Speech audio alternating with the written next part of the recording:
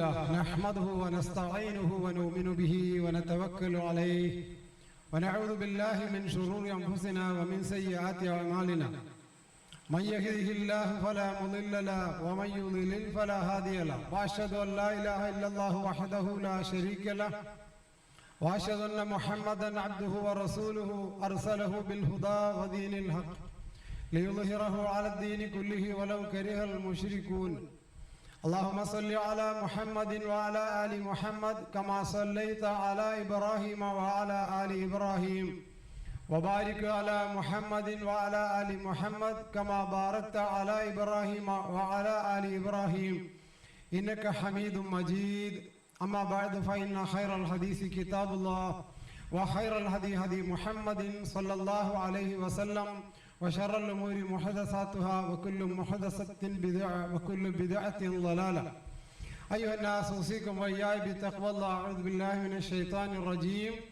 فليحذر الذين يخالفون عن أمره أن تصيبهم فتنة أو يصيبهم عذاب أليم.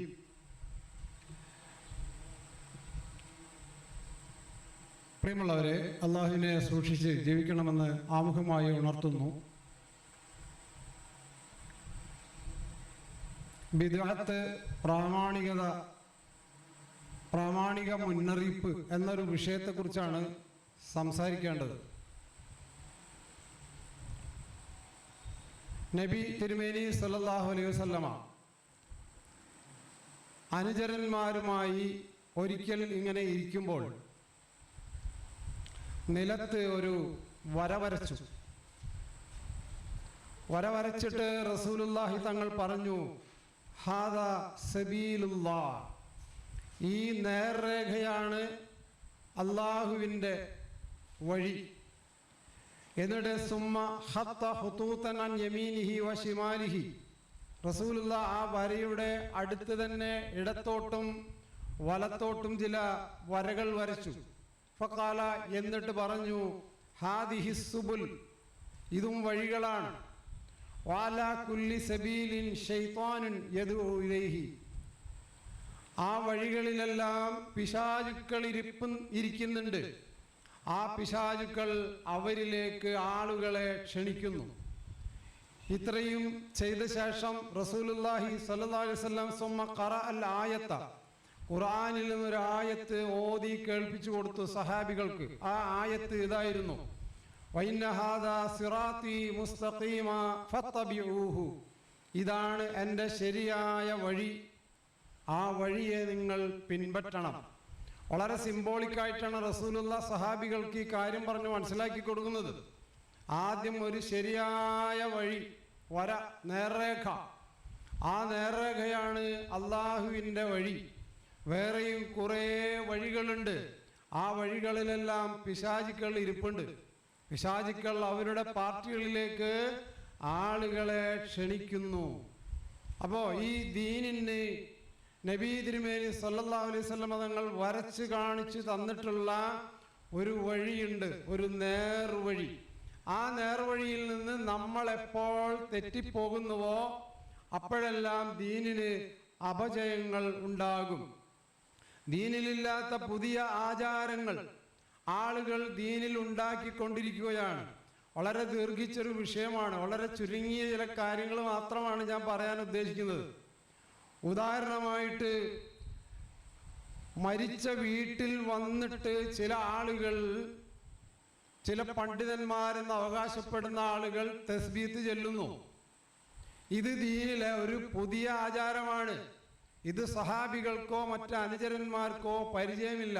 ഏത് തസ്ബീത്തല്ല, മറിച്ച് മരിച്ച ഒരാൾ മരിച്ചു കിടക്കാണ്. ആ വീട്ടിൽ കുറെ ആളുകൾ വന്നിട്ട് അവിടെ നിന്നുകൊണ്ട് അല്ലാഹുമ്മ സബ്ബിത്ഹു ഇൻദ സുആൽ എന്ന് ചൊല്ലുന്നു.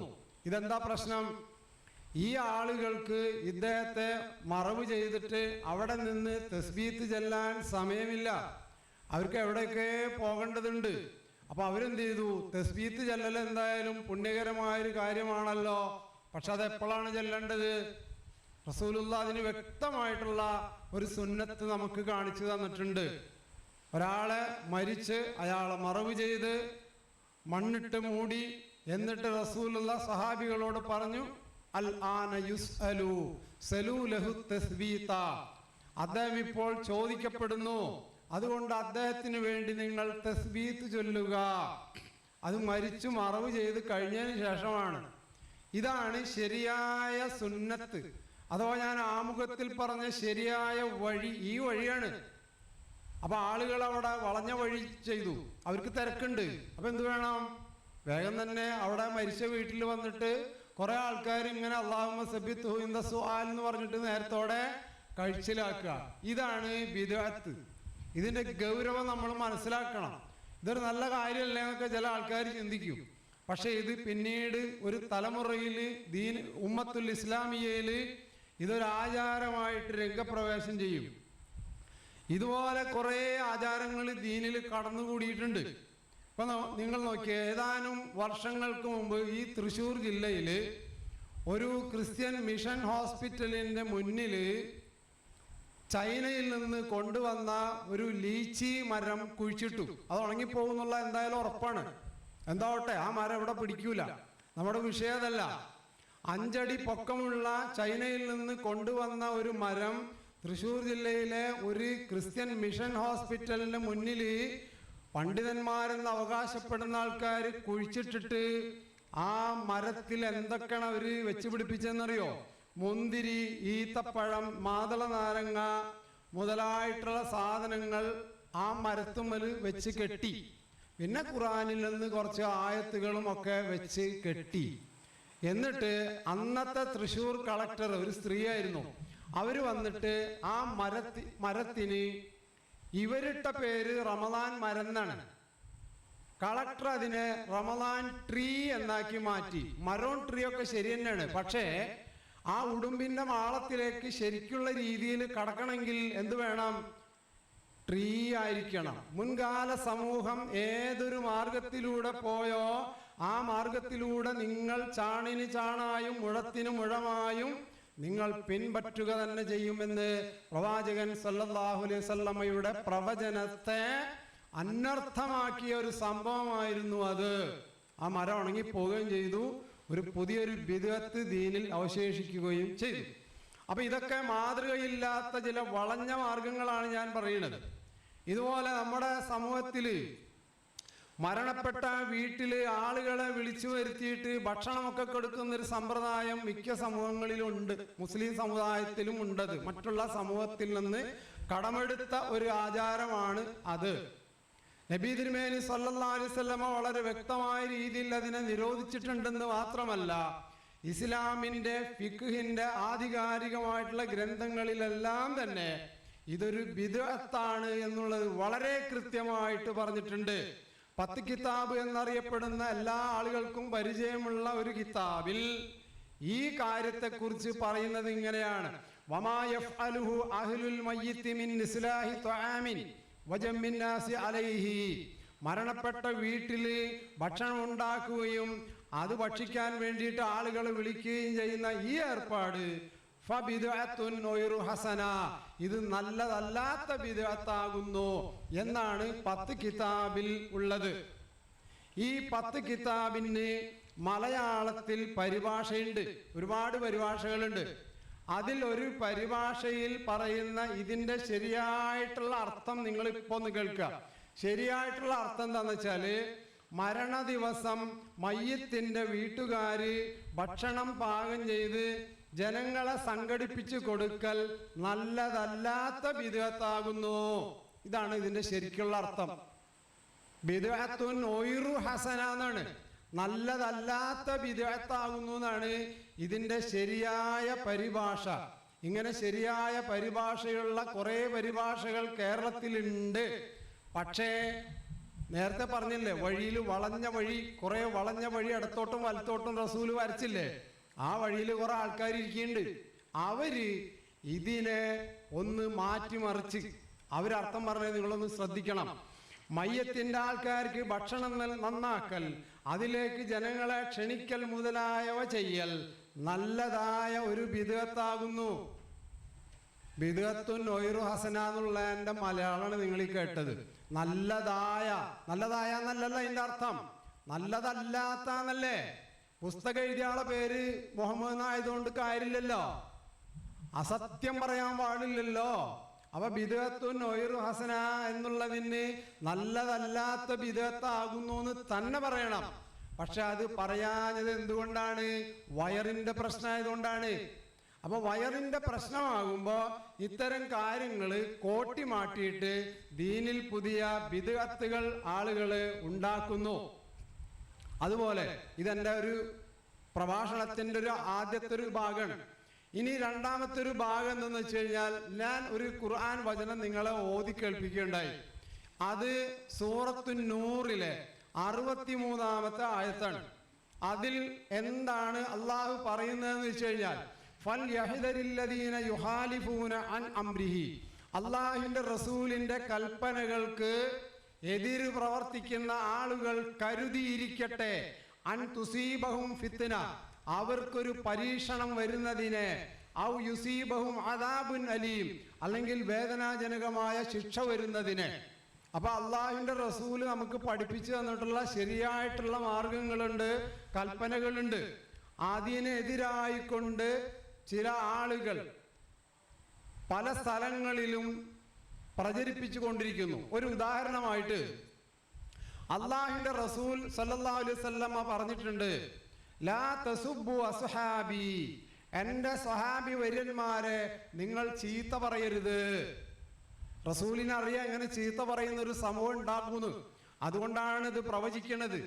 എന്റെ സ്വഹാബികളെ നിങ്ങൾ ചീത്ത പറയരുത്. ഫവല്ലദീ നഫ്സീ ബിയദിഹി, എന്റെ ആത്മാവ് ആരുടെ കയ്യിലാണോ അവനെ തന്നെ സത്യം. ലൗ അന്ന അഹദക്കും അൻഫഖ മിസ്ല ഉഹദിൻ, നിങ്ങളിൽ ഒരാള് ഉഹദ് മലയോളം ദീനിനു വേണ്ടി ചെലവഴിച്ചാലും, സ്വർണം ചെലവഴിച്ചാലും, മാ അദ്റക മുദ്ദഅഹദിഹിം വലാ നസീഫഹു, എന്റെ സഹാബികൾ ചെലവഴിച്ച ഒരു മുദ്ദിന്റെ അത്രയോ അല്ലെങ്കിൽ അതിന്റെ പകുതിയോ എത്തുകയില്ല. ഒരു മുദ്ദ് എന്ന് പറഞ്ഞാൽ ഒരു അളവാണ്. ഒരു പ്രായപൂർത്തിയായ ഒരു മനുഷ്യന്റെ കൈകൊണ്ട് 2 തവണ ഇങ്ങനെ കോരുന്ന ഒരളവാണ് മുദ്ദ് എന്ന് പറയണത്. ഇപ്പൊ എന്താ ഈ ഹദീസിൽ പറഞ്ഞത്? എന്താണ്? എന്റെ സഹാബികൾ ദീനിന് വേണ്ടിയിട്ട് ഒരു മുദ്ദ് ചെലവഴിച്ചിട്ടുണ്ടെന്ന് വിചാരിക്കുക, നിങ്ങൾ ഉഹുദ് മലയോളം ചെലവഴിച്ചു എന്ന് വിചാരിക്കുക, എന്നാലും അവരുടെ ആ ഒരു മുദ്ദിന്റെ അത്ര നിങ്ങളുടെ ഉഹുദ് മലയോളം ചെലവഴിച്ച സ്വർണം എത്തുകയില്ല.